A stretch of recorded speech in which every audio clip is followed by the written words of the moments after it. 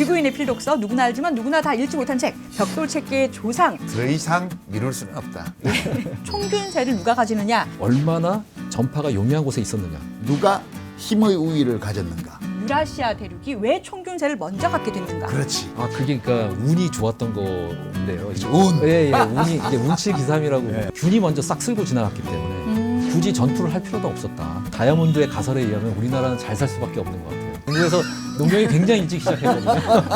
전파도 잘 되고. 네, 예.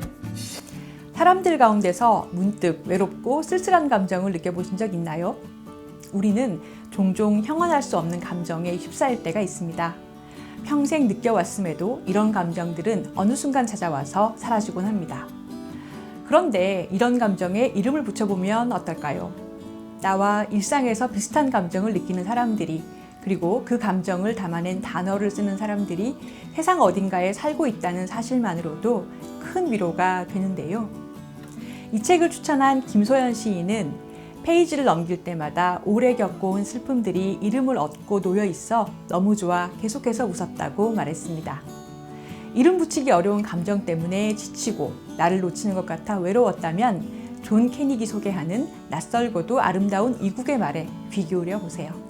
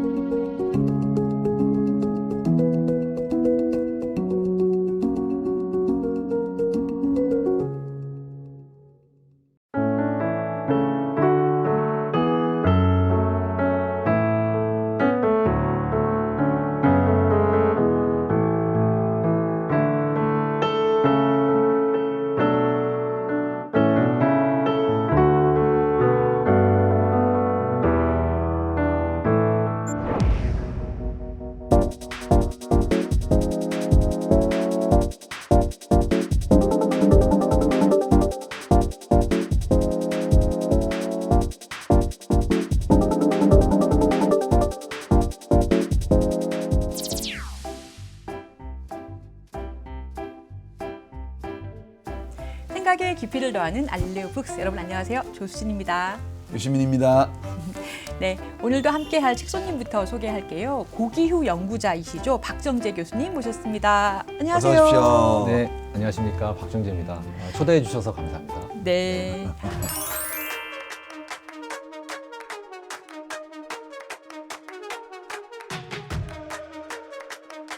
아니 지리학과 교수신데요. 고기후, 그러니까 예전 기후를 연구하신다 그래요. 네네. 그럼 이게 지리하고 기후하고가 관련이 있는 거예요? 예, 이게 사실 예전에는 지리학 아니면 천문학이었거든요. 예. 땅 위에서 일어나는 모든 것들을 이제 지리학에서 다룰 수가 있는데, 과거에 이제 기후가 어떻게 변했는데 그 기후 변화가 있었을 때 식생은 또 어떻게 변했고, 그 다음에 그런 기후 변화에 의해서 인간 사회는 어떤 영향을 받았고, 어떠한 사회 변동이 있었고, 어떠한 이주의 흐름이 있었고, 뭐 이런 것들을 연구하고요. 또 더해가지고 이제 최근에 이제 인류세라는 단어도 많이 사회에서 회자가 되고 있는데, 인간들이 어떻게 자연 환경을 교란시키고 훼손시켰는지 이런 것들도 이제 역사 문헌에는 안 나와 있으니까요. 그거를 이제 알려면은 이 전 세계의 여러 가지 이제 샘플들을 찾아가지고 분석을 해가지고 또 인간이 어떻게 환경을 훼손시켰는지 뭐 이런 것들도 이제 시기별로 복원을 해낼 수가 있습니다. 네, 그런 연구들을 하고 있습니다. 제가 지금 한 40몇 년 남짓 살아오고 있는데 네. 그렇게 교수님 연구하시는 그런 분야에서는 뭐 1, 2만 년은 아무것도 아니라면서요. 1, 2만 년은 아무것도 아니라고 하긴 좀 뭐한데, 저는 이제 관심 있는 시기가 한 3만 년 전부터 지금까지. 야. 예. 근데 이제 그거보다 더 과거로 가는 뭐 지질학 하시는 분들도 있고, 뭐 우주나 천문 연구하시는 분들은 뭐 그렇지. 빅뱅이나 지구 탄생, 생물 탄생 뭐 이런 거 연구하면 수십억 년 전까지도 가고 그러니까요. 예. 박정재 교수님과 함께할 오늘의 알북을 소개할 차례인데요. 오늘은 수식어가 좀 깁니다. 지구인의 필독서, 누구나 알지만 누구나 다 읽지 못한 책, 서울대 대출순위 1위를 놓치지 않는다는 현대의 고전, 벽돌책계의 조상, 바로 그 책 총균세입니다. 두둥.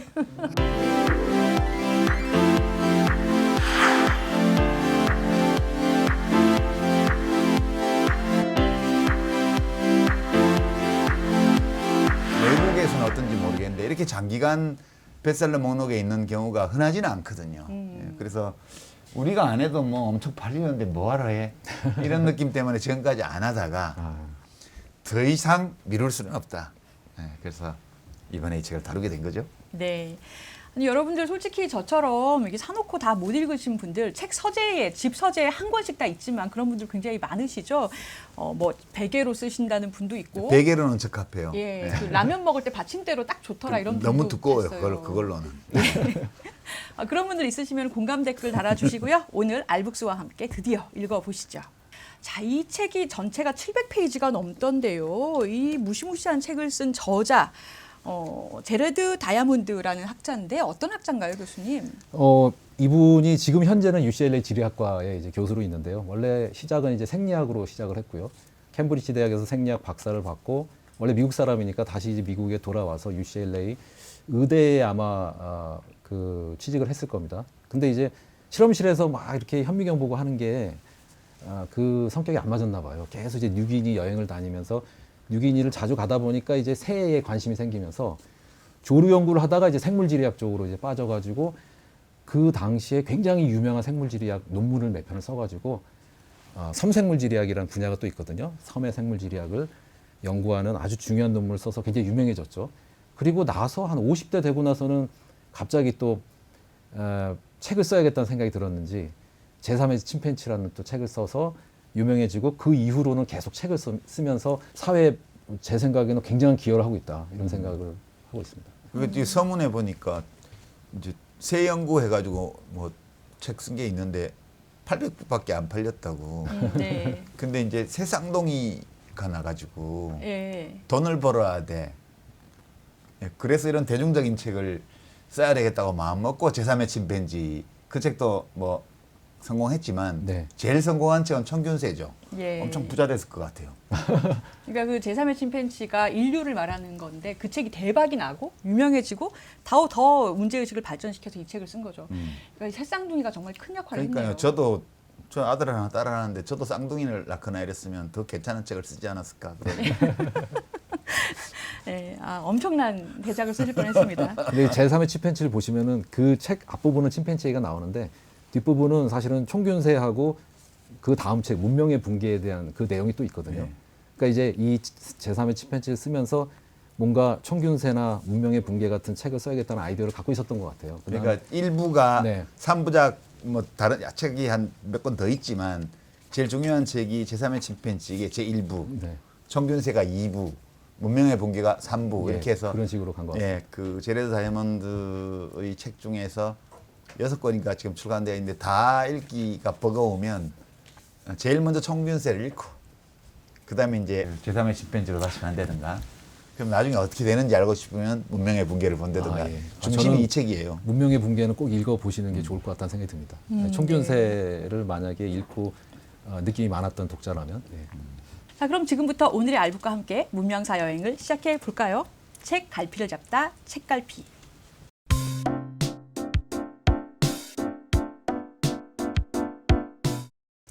네, 이 책의 처음이 질문 하나로 시작합니다. 인류 문명사를 파헤치는 이 빅히 스토리의 시작이 알고 보니까 하나의 질문이었어요.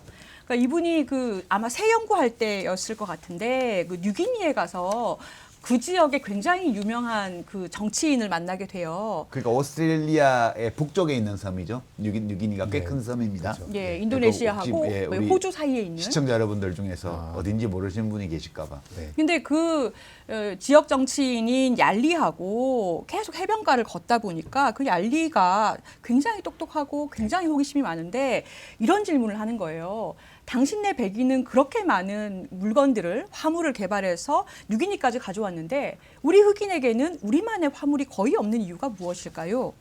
라는 질문을 받고 계속해서 그 화두를 붙잡다가 이제 이 책까지 왔다라는 게 시작이 되는데 말하자면 왜 문명이라는 것이 지역에 따라서 불공평하게 발전했는가? 다시 말하자면 부와 힘이 하필이면 왜 지금처럼 배분이 돼서 뭐 아메리카 원주민이나 아프리카인이나 오스트리아 원주민이 유럽인이나 아시아인을 학살하고 지배하지 않은 것인가? 이 질문에서 이제 시작을 하거든요. 네. 이에 대한 답이 원래 좀 가설이 여러 개가 있다고요, 교수님. 그러니까 이제 다윈이 진화론을 추천한 이후로 예. 석류 다윈주의자들이 이상한 얘기를 했죠. 예, 20세기 초반까지 뭐 인종주의, 인종차별이 이제 만연했을 때 모든 것을 유전자가 결정한다 이렇게 생각을 하고 가령 뭐 아프리카 사람들이나 뭐 그 태평양의 섬의 원주민들이나 아메리카 원주민들이나 유전적으로 열등하다. 네. 그렇기 때문에 발전을 못한 것이다. 그래서 이런 식으로. 아시아인이나 유럽인이 더 뛰어나다 이런 그렇죠. 식으로. 네, 아니 그렇게- 그때는 아시아도 안 쳐졌어요. 예, 아시아도 사실 인간이 아니었죠. 예. 인간은 백인 남성들만 인간이었습니다. 유럽 바깥에는 문명이 없다. 네. 심지어는 뭐 역사학자들도 다 그렇게 썼더라고요. 네. 그 전에 통용되었던 통념, 지배적인 거로 사람들이 받아들였던 답이 야 원래 잘난 놈이 그렇게 성공했고 성공 못한 놈들은 못난 놈들이어서 그랬던 거야. 그래서 우리가 잘난 유럽의 백인들이 문명도 보급하고 종교도 보급하고 뭐 과학 기술도 보급하고 이러려고 전 세계로 퍼진 거야라는 게 그들이 갖고 있던 답이었어요. 그 심지어는 일본 제국주의자들이 우리 조선을 병합해서 지배할 때도 조선징들은 열등하고 자기들은 우등해서 자기들 지배하는 게 당연하다는 식으로 얘기를 네, 했단 네. 말이에요. 그랬죠. 근데 그게 전통적인 답이었는데 결론부터 얘기하면 제레드 다이아몬드는 전혀 다른 답을 내놓은 거죠. 그렇죠. 그런 측면에서 굉장히 가치가 있는 책이라고 저는 보여지는데 이 사실 지리학계에서 뭐 사회과학계에서 전체 사회과학계에서 그랬습니다만 환경 결정론이 20세기 초반까지 인종차별하고 결부가 돼가지고 문제가 있는 이론이라고 하면서 사장이 됐습니다.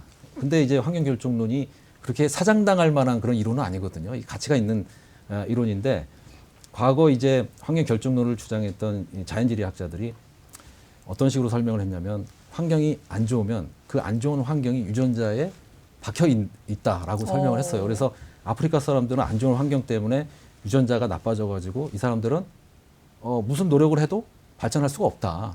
대신에 이제 북쪽에 있는 사람들은 이제 먹을 게 없고 살기가 힘드니까 어떻게든지 생존을 하기 위해서 뭔가 혁신을 추구해야 되고 부지런해야 되고 그러한 환경에 불리한 조건이 유전자에 박혀 있어가지고 항상 부지런하고 노력하고 혁신을 추구한다 이런 식으로 설명을 하면서 이 환경 결정론하고 인종차별이 결부가 되니까 환경 결정론을 버려야 된다 이런 식으로 이제 지리학자뿐만 아니고 사회과학자들이 그렇게 얘기를 한 거거든요. 근데 이 총균세가 바로 신환경결정론의 재림이라는 말을 듣고 베스트셀러가 됐습니다. 환경결정론이 다시 태어났다는 얘기인데 이 다이아몬드가 굉장히 교묘하게 아주 머리가 좋게 이 환경결정론의 그런 과거의 잘못된 생각을 이제 피해갔는데 환경이 모든 걸 결정하는 건 맞는데 그 나쁜 환경이 유전자에 박혀 있는 게 아니다.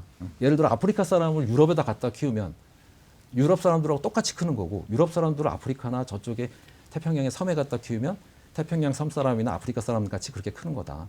그러니까 환경이 중요한 것이지 유전자가 중요한 게 아니다. 이런 식으로 이제 설명을 하면서 과거의 환경결정론이 가졌던 그런 오명을 벗겨냈습니다. 근데 이 환경결정론이 왜 중요하냐면 지금 이제 중요해진 거죠. 왜냐하면 지금 환경 위기, 이 기후 위기, 인간들이 잘못을 해가지고 지금 환경 위기가 점점 심각해지고 있는데 이 미래에 인류가 이런 환경 위기를 맞아가지고 과연 살아남을 수 있을 것인가 이런 걱정들을 많이 하고 있잖아요. 네. 환경이 굉장히 중요하다는 것을 이 책을 통해서 다이아몬드가 그 중요한 내용을 설파를 한 겁니다. 이 책부터 시작을 해가지고 이 환경에 대한 관심도가 높아졌어요. 사람들의 관심. 그런 측면에서 중요하다고 생각합니다. 그러니까 이 책에서 이제 질문 얄리가 했던 질문은 26쪽에 있고요. 그다음에 제레드 다이아몬드의 대답은 676쪽에 있어요. 그러니까 제가 이 대답을 그냥 제 언어로 요약을 하면 이런 거예요.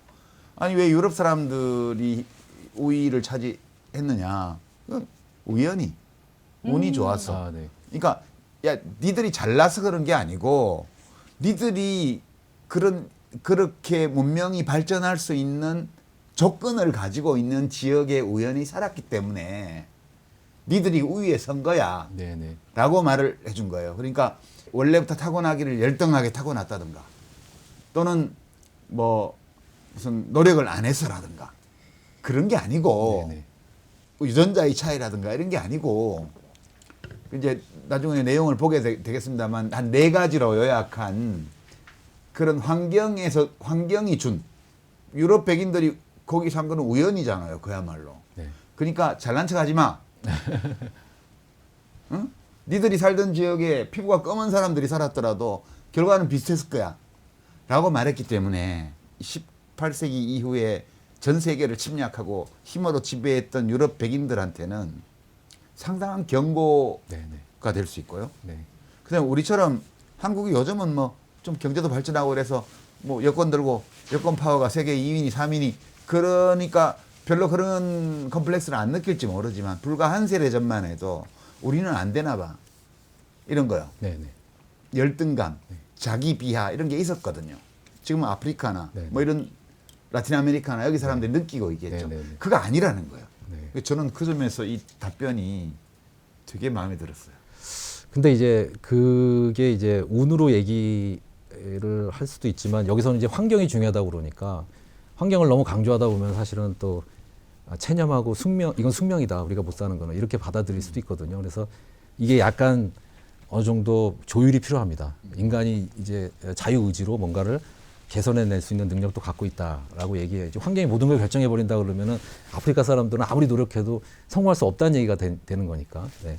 그런 부분이 조금 다이아몬드도 그런 부분을 아마 조심해서 책을 썼을 거라고 생각을 합니다. 이 책이 크게 4부로 이제 나뉘어지잖아요. 처음에 1부는 에덴에서 카하마르카까지라는 제목으로 어떻게 해서 인류가 발생을 했고 그게 왜 그 지역에서 발생했는가를 다루고 그리고 2부에서는 식량 생산의 기원과 확산이라고 해서 식량이 어떻게 해서 만들어지고 그것이 어떻게 해서 대륙 간에 퍼졌는가를 다루고 농업혁명이죠. 그렇죠. 농업혁명. 그리고 예. 3부에서 이제 이 책의 제목이 나옵니다. 식량에서 총균 세로. 마지막 4부에서는 그것을 각 대륙마다 어떻게 좀 특이하게 적용됐는가 이 부분을 보고 있어요. 제가 놀란 거는 이 책도 그렇고 사피엔스에서도 그런데 꼭 장수 말벌이 꿀벌집에 쳐들어가서 막 목 잘라서 다 죽이는 장면을 묘사하는 곤충학자의 서술처럼 보통 역사 서술은 안 그렇거든요. 네. 거의 감정이 들어가 있는데 이 책이나 사피엔스에서 이 사건을 묘사한 걸 보면 오씨 이 저자들은 호모사피엔스 아니야? 이 사람들은 국적과 인종, 소위 인종과 이 모든 걸 다 초탈해서 네. 마치 파브르 선생님이 딱정벌레를 관찰하듯이 이렇게 써놨단 그러네요. 말이에요. 그러네요. 이게 저는 굉장히 처음에 읽었을 때 아, 되게 인상적이었어요. 네. 그러니까 역사학자들을 보시면은 이런 역사 문헌을 막 이제 공부를 해가지고 정보를 이제 찾아서 그걸 갖고 이제 스토리를 만들어내는데 약간 귀납적인 형태로 예, 그렇게 이제 밑에서부터 시작을 하는 반면에 아마 이제 총균세를 지은 이 다이아몬드나 스티븐 핑커 같은 사람들은 이제 자연과학에서 시작한 사람들이기 때문에 뭔가 일단은 가설을 하나 만들어놔야 마음이 편한가 봐요. 그래서 가설을 만들어 놓고 이제 거기서 이제 정보를 그 가설을 지지해 줄 수 있는 정보를 막 수집을 합니다. 근데 거기서 이제 역사학자들이 공격하는 지점이 뭐냐면 취사 선택한다 이겁니다. 데이터를 그 가설에 맞는 것만 이제 찾아가지고 분명히 가설에 맞지 않는 자료들도 많은데 그런 것들은 이제 지엽적이고 의미 없다고 버린다 이겁니다. 근데 그게 지엽적이고 의미 없다는 그런 생각은 도대체 누가 그거를 결정하느냐. 그럼 완전 주관적인 거 아니냐. 이렇게 공격을 하는 거죠. 그러니까 이제 자연과학자가 역사책을 쓰면은 기존의 역사학하는 사람들이 반발을 할 수밖에 없는 저는 그런 이유가 약간의 이제 연협식으로 접근하느냐 귀납식으로 접근하느냐 이거하고도 관계가 있다고 저는 생각을 하고 있습니다. 과학자가 써서 그렇다는. 네네네. 그래서 굉장히 새롭군요. 그러니까 네, 역사 새로운 이야기할 수 방식이죠. 있는데. 네. 약간 어릴 때 봤던 파브로 건축이 생각이 났다니까요. 이거 보면서. 1부니까 이 책 전체에서 얘기할 내용을 예고하는 거예요. 그래서 1부가 3장으로 나뉘어져 있는데 1장은 인류가 이제 아프리카에서 기원해가지고 쭉 전 지구 표면으로 어떻게 퍼져나갔는지를 얘기를 해요. 아주 2장은 끔찍한 얘기입니다. 이게 자연실험이라고 해서 19세기에 일어난 일인데 이런 일들이 인간들이 쭉 퍼져나가고 나서 다시 군집을 이루어서 서로 충돌할 때 다 일어났다는 거예요. 네. 그냥 여기 이거 끔찍합니다. 여기 보면 이장 역사의 자연실험이 모리오리족하고 마오리족하고 그 인접해서 살던 예, 예. 사람들이 남자들이 마을에 쳐들어와서 이 마오리족이 모리오리족을 도륙하는 그렇죠. 장면이야. 이게 옛날에 이런 일이 많이 있었겠지만 19세기에는 관찰할 수 없는 거였는데 일어난 거예요. 이 얘기를 한 거는 이런 상태였을 거라고 보는 거죠. 네, 네. 계속해서. 근데 그런 일이 언제도 있었냐 하면 16세기 이럴 때 유럽인들이 막 소위 신대륙을 발견해서 정복하기 시작할 때 있었던 대표적인 사례로 카마르카에서 그 아스텍 문명을 멸망시키는 네, 네. 그 스페인 사람들의 이야기가 나오는 거예요. 그러니까 일장은 전체적으로 보면 폭력적으로 집단적인 대결을 하는 이런 인류 문명의 초기 단계부터 시작해서 근자에 이르기까지 누가 힘의 우위를 가졌는가라고 보면 그게 근본적으로 총, 무기, 네. 균 거기에다가 그다음에 스틸 네. 이렇게 이걸 가진 자가 못 가진 자를 개별적으로 집단적으로 정복하고 억압하고 죽이고 이런 역사라는 거예요. 인류 역사가. 네, 저자가 총균쇠를 가진 측이 다른 부족, 다른 문명을 학살하고 이긴다라는 점을 쓰고 있는데, 근데 이게 사실은 이분 여기서 질문을 엄청 많이 해요. 뭘까? 이렇게 계속 그래서 아마 중간에 많이 포기를 하시는 것 같은데, 근데 이 총균쇠가 세다 이거 자체가 저자가 찾는 답은 아니에요. 도대체 유라시아 대륙이 왜 총균세를 먼저 갖게 됐는가? 그렇지. 이거를 일부에서 빌드업을 엄청 합니다. 자, 그 답을 찾기 위해서 문명의 출발점으로 이제 올라가거든요. 근데 이 저자는 이 시작점을 기원전 11,000년에서부터 시작을 해요. 11,000년.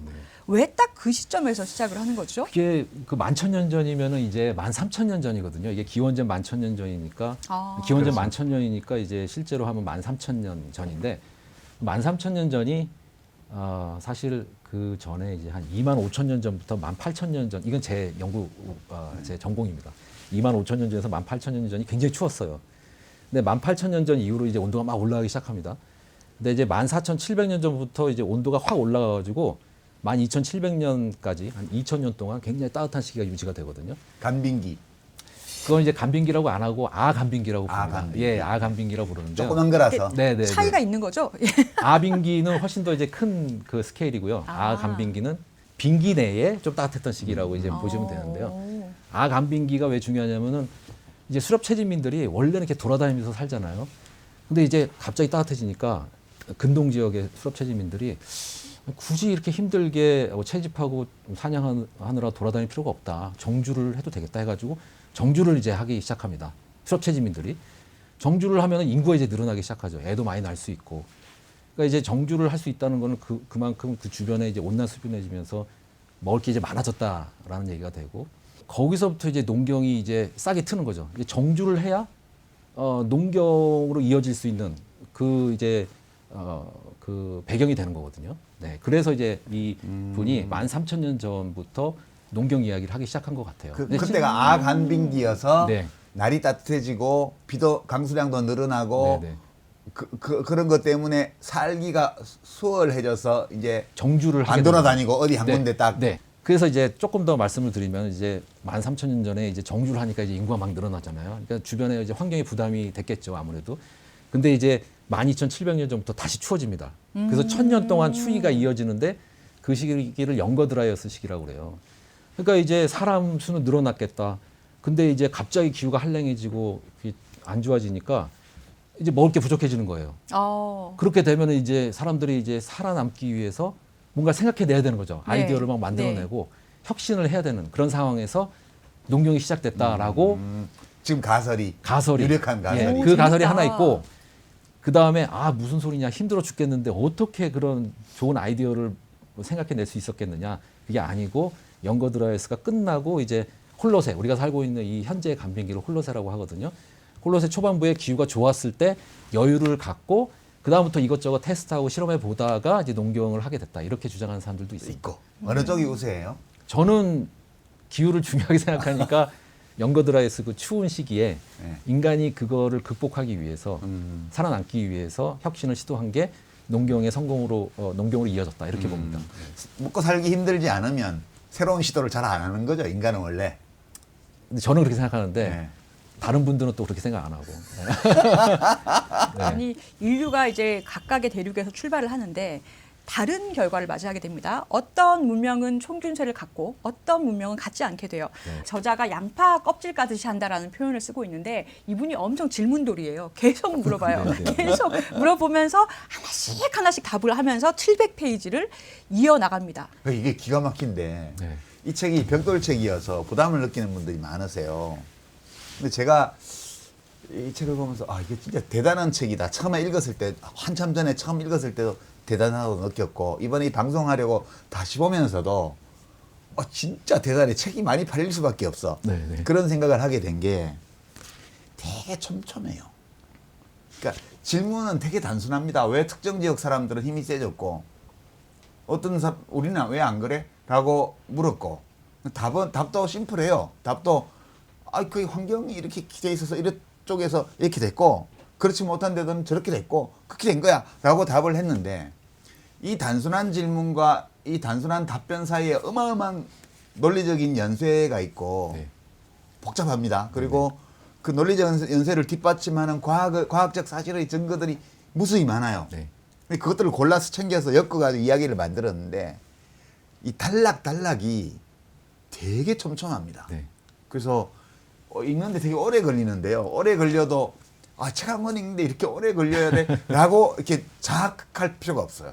그냥 이 책은 부분이 되게 재밌습니다. 네. 그래서 나도 글 좀 잘 썼으면 좋겠다 이런 욕망을 가지신 분들은 글은 이렇게 쓰는 거야 라는 걸 배울 수 있는 책이기도 하고요. 이제 그 점을 전제로 해서 말씀드리면 모든 게 농업혁명에서 시작됐다는 거죠. 네, 네, 네. 총균세에 관한 이 가설을 네. 논리적으로 증명하고 사실로 뒷받침하기 위한 작업을 네.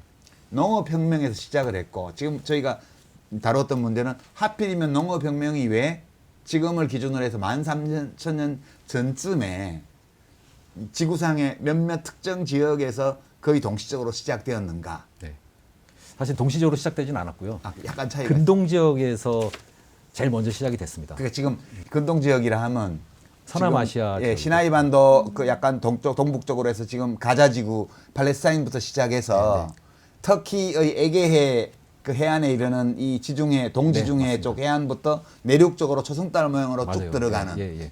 우리가 옛날에 교과서에서는 메소포타미아 네. 유프라테스 티그리스 강이라고 말했던 그 지역이에요. 그죠? 예, 거기서 맞습니다. 제일 먼저 시작됐다는 거예요. 네. 그러면 거기서 그러니까 유라시아의 비옥한 초승달 지역이라고 네. 이 책에서는 얘기를 하고 있는데 식량 생산, 그러니까 농업 발달이 가장 빨랐던 건 이유가 뭐예요? 그게 그러니까 운이 좋았던 건데요. 그렇죠, 운. 예, 운이 이제 운치 기삼이라고 뭐 네. 그런 얘기 많이 하는데 사실 운이 좋았는데 이때 이 지역이 사실은 생산성이 높은 지역은 아닙니다. 지금도 그렇지만 강 건조 지역이고 네. 이제 풀들이 자라는 지역인데 정말로 이제 온난 수변하고 햇볕이 많고 강수량이 많으면 사실 나무가 자라야죠. 네, 나무가 못 자라고 이제 어느 특정한 시기에 이제 건조한 그런 시기가 오기 때문에 나무보다는 이제 풀들이 자라는데 특히 일년생 잡초들이 자라는 지역이거든요. 근데 지금 우리가 먹는 작물들의 선조는 다 일년생 잡초들이죠. 밀, 보리, 쌀 뭐 다 마찬가지. 그러네. 네네. 그러네요. 1년생들이네. 예, 일년생들이고 일년생일 수밖에 없는 게 중간에 잡초라고 하는 것도 너무 신선하네요. 네, 밀이 옛날에는 잡초였어. 그쵸. 잡초인데 네, 잡초인데 먹다 보니까 네, 1년생 잡초들이 살 수 있는 그런 환경 조건이 갖춰져 있었고 그러다 보니까 그걸 먹는 초식 동물들도 종류별로 다 있었고 환경이 좋아지면서 1년생 잡초들의 이제 개체수가 느니까 거기서부터 뭔가 자기네들이 이제 씨앗을 이제 채집을 할 때 자기네들이 원하는 모습을 갖고 있는 그런 씨앗들을 이제 채집을 한 거고 이게 뭐 채집을 할 게 아니고 그냥 우리 앞마당에다가 한번 심어보자 이런 생각을 갖게 됐을 거고 아니면은 이거를 채집을 해가지고 갖고 오는 도중에 흘렸을 수 있죠. 씨앗이 흘렀는데 이게 땅에서 그냥 앞마당에 흘린 게 그 다음에 보니까 막 자라고 있으니까 아니 이거 내가 직접 심어도 되겠는데 뿌려도 되겠는데 이런 생각을 하게 되면서 그게 농경으로 이어졌는데 그 이후에는 이제 그 씨앗 중에서도 이제 알이 굵다든가 뭐 씨껍질이 얇다든가 이런 식으로 인간한테 도움이 되는 형질을 갖고 있는 개체들의 씨앗만 이제 골라서 그거는 이제 저장해 놓고 일부는 먹고 나머지 이제 모아놓은 것을 그 다음에 심고 이런 식으로 계속 이제 인위적인 선택 과정을 거치면서 지금의 이제 작물로 변한 거죠. 여대목이 다윈 선생님이 종어이온 네, 맞습니다. 제1장에 네, 서술한 부분이에요. 네, 네. 사육을 통한 네, 네. 진화. 네. 예. 그래서 굉장히 이제 다윈이 진화론을 주창할 때 중요한 포인트가 이 인위적인 농경에 따른 진화. 그러니까 이제 자연 상태에서는 자연이 유전자를 선택하고 그 다음에 개체를 선택을 하는데 이 농경 이후에는 인간들이 자기네들한테 유리한 식물의 유전자나 식물 개체들을 선택을 한 겁니다. 그러니까 인간이 자연의 역할을 대신한 거죠.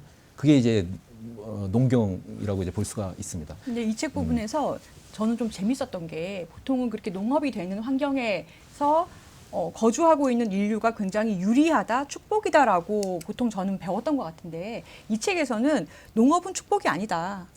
이렇게 또 얘기를 해요. 그러니까 이제 수렵이나 채집을 하는 그랬던 문명에 비해서 농업을 할 수밖에 없었던 사람들이 더 힘들었을 것이고 그건 자기 선택이 아니다. 네. 결과론적으로 보면은 사실은 농경을 먼저 시작한 그런 문명이 훨씬 더 발전을 했으니까. 그렇죠. 결과적으로. 네. 네. 근데 그 당시에 시작했을 때는 수렵채집민들이 훨씬 행복했을 것 같긴 합니다.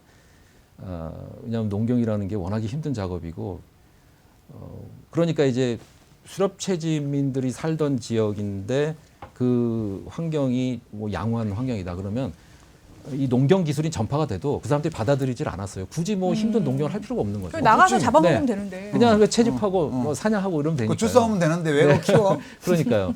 근데 이제 농경이 시작된 거는 그 지역이 그렇게 어떨 때는 뭐 먹을 게 많은데 어떨 때는 먹을 게 없고 이 불확실한 상황에서 저장을 해야 되는 그 필요성 때문에 이제 농경을 시작한 거거든요. 그러니까 이제 생산성이 좀 떨어지는 지역에서 이제 농경이 시작될 수밖에 없었던 거죠. 평균적인 농부하고 농업혁명 이후에 평균적인 농부하고 그 이전에 평균적인 수렵채집인을 비교하면 복지를 기준으로 보면 수렵채집인이 더 나아.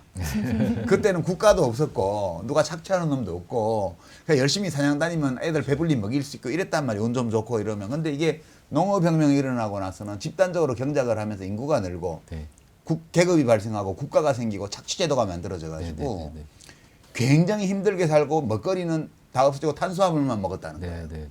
그러면서 이제 탄수화물 중독이 일어나서 삶의 질이 네. 형편없어졌다는 게 사피엔스에서 유발 하라리가 얘기한 거고 최근에 이렇게 다이어트 중에 구석기 다이어트라는 게 있거든. 석기시대 다이어트. 네네. 맞아요. 예. 그게 시큼 먹으면서 다이어트 하는 건데 석기시대의 수렵채집인이 먹었으리라고 추측할 수 있는 그런 식단 구성을 만드는 거예요.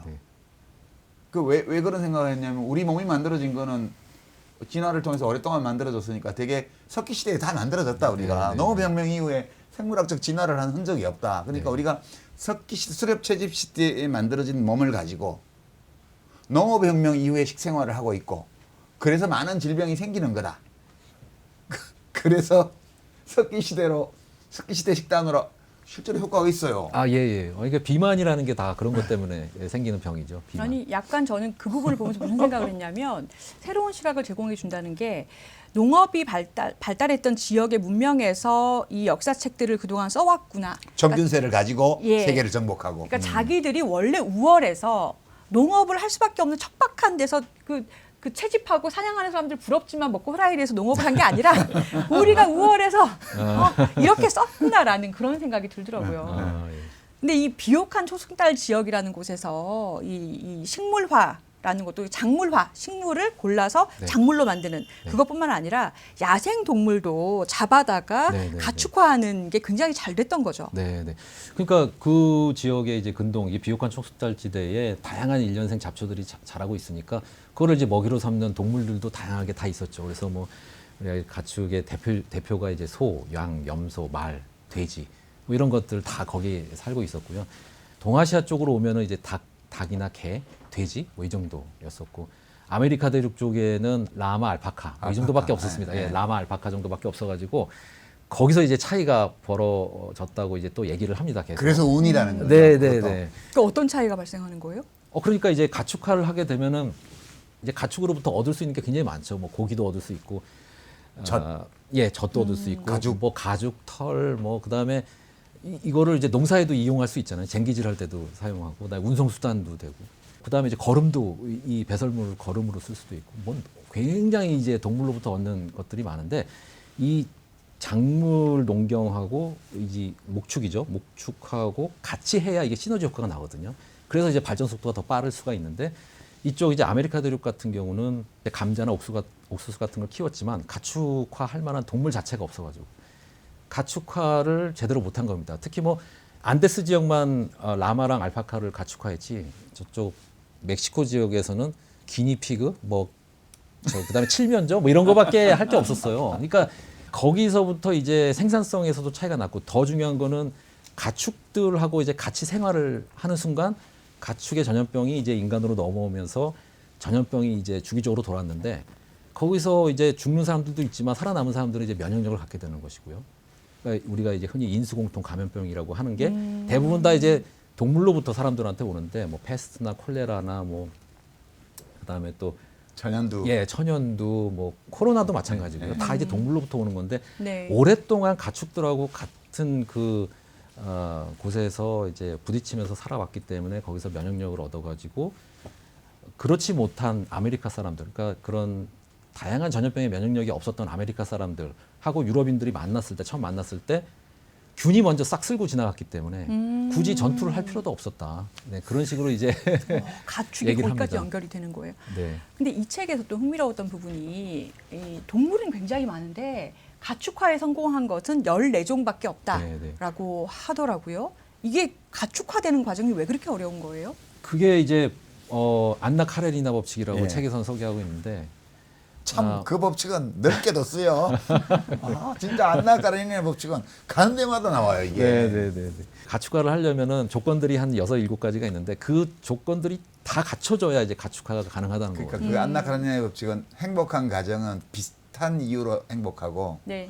불행한 가정은 저마다 다 다른 이유로 네. 불행하다는 거예요. 그러니까 동물을 가축으로 만들려면 특정한 어떤 특징을 가지고 있어야 이제 가축을 할 수가 있어요. 그러니까 가축화해 놓은 동물은 다 비슷비슷하거든.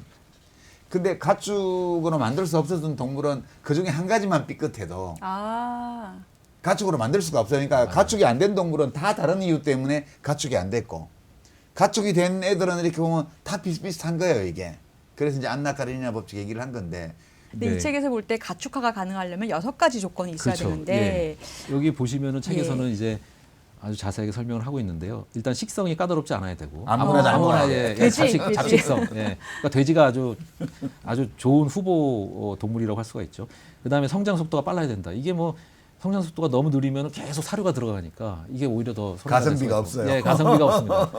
그다음에 인공 번식. 그러니까 이 사람이 이제 꾸려놓은 그런 공간에서 번식이 가능해야 되니까. 아무 데서는 이제 새끼를 낳아야 돼. 번식이 이제 까다로운 동물들이 굉장히 많거든요. 자연 상태에서. 그다음에 성격이 이제 좀 얌전해야 돼요. 이건 당연한 거고. 그다음에 너무 성격에 겁이 많아가지고 인간이 좀 근처만 가도 막 도망가고 이러면 또 곤란하겠죠. 근데 이제 저는 제일 중요한 이유를 이거라고 생각하는데 일단 집단 생활을 하는 그런 동물들. 그게 굉장히 중요합니다. 그런 왜냐하면 동물일수록 가축화가 잘 되나요? 가축화가 훨씬 잘 됩니다. 오. 이게 집단으로 움직이는 동물들 보면 우두머리가 있거든요. 굉장히 크고 우두머리 수컷 혹은 암컷 이 우두머리들이 있는데 인간이 우두머리 이렇게 딱 치고 그 집단을 이제 데려오는 거예요. 그러면 그 동물들이 인간을 우두머리라고 생각을 합니다.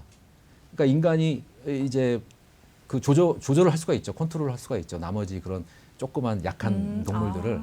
그래서 이제 우리가 이제 고고학자들이 이제 뼈 분석을 해서 그 연구 결과를 내놓은 거 보면은 언제부터 사육 그 가축화가 시작이 됐는가가 상당히 중요한 그런 토픽이거든요. 뼈를 분석을 합니다. 뼈의 크기가 확연하게 작아졌다던가, 뭐 그다음에 뼈에 뭐 병의 흔적들이 많다던가 이러면 이제 우리에다가 몰아놓고 번식을 시키고 그러다 보니까 이제 병이 잦을 수밖에 없고 뭐 그러니까요.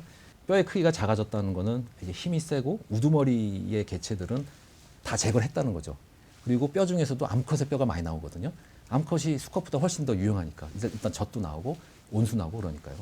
그런 식으로 이제 고고학자들이 뼈를 분석을 해가지고 특정 지역에서 언제부터 가축화가 시작된가를 이제 판단을 합니다. 네. 굉장히 어려운 일이지만 하긴 하더라고요. 아니 저자가 이제 식량의 생산이 왜 이루어졌는가, 그게 네. 왜 그 유라시아의 초승달 그 비옥한 땅에서부터 시작됐는가 이것을 얘기를 하고 그러다 보니까 가축화가 쉬워졌다. 그러면서 중요한 게 식량의 생산보다 확산이 가능한지가 굉장히 중요하다. 총균세를 누가 가지느냐 네. 이 부분에서 식량의 확산이 가능한 대륙이 있고 네, 네. 그렇지 좀 어려운 대륙이 있었다라고 하는데 이거는 무슨 얘기예요? 그러니까 지역별로 그 동네에 적합한 잡초라는 거는 이제 허락받지 않고 허락받지 않은 지역에서 자라는 애들을 잡초라 그러거든요, 우리가. 허락 없이 허가 안 받고 자라는 애들이 네. 잡초예요. 그냥 뽑아 없애주는 거잖아요. 네. 근데 밀이나 보리나 쌀이나 이런 애들은 허가를 득해서 작물이 된 거죠. 하여튼 근데 원래 야생초가 있어야 그걸 한 거고. 그러니까 운이 처음에 굉장히 많이 작용을 해서 되고 안 되고 그래서 특정 지역에 생겼고 그다음에는 그게 어느 지역에서 생겼다 하더라도 거기서만 하고 말았을 수도 있잖아요. 네.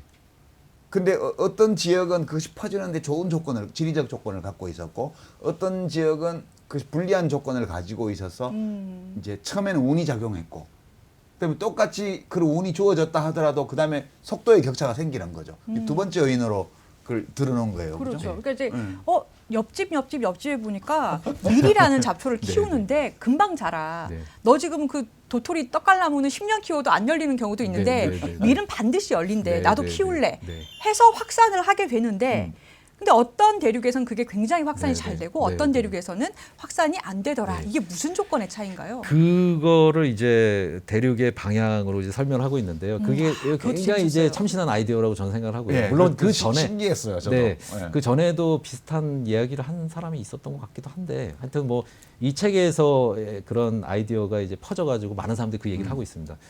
근데 이제 그 전에 제가 말씀드리고 싶은 게 하나 있는데, 농경이라는 게 굉장히 어려운 작업이거든요. 그러니까 이 혁신이라는 게 엄청난 뭔가 시행착오를 겪지 않으면 할 수 없는 작업입니다. 농업혁명이라는 게. 그래서 전 세계에서 몇 군데에서만 성공한 그런 혁명적인 일이었는데, 가령 뭐 근동 지역, 아까 비옥한 초습달지대나 양쯔강, 황하강, 그 다음에 안데스 산지, 멕시코 아즈텍 문명이 있던 그 멕시코 고지대, 그 다음에 뭐 뉴기니에서도 먼저 농업이 독립적으로 시작됐다는 그런 가설도 있고요. 그 다음에 아메리카 대륙의 북동부에서 해바라기 씨를 뭐 또 작물화했다는 그런 주장도 있는데, 이렇게 작물화가 어려운 작업이기 때문에 대부분의 다른 지역들은 어디선가 작물화가 시작된 지점에서 그 기술을 전달을 받았어요. 근데 이제 전달을 받는 과정에서 전달이 좀 유리했던 지역이 있고 불리했던 지역이 있습니다. 가령 이제 농업이 시작됐던 지역하고 위도적으로 비슷한 곳에 위치하고 있으면 아무래도 환경이 비슷하니까 이쪽에 농업이 시작된 지역에서 기술이나 문화나 작물이나 이런 것들이 사람의 이동을 통해서 쉽게 전달이 될 수가 있죠.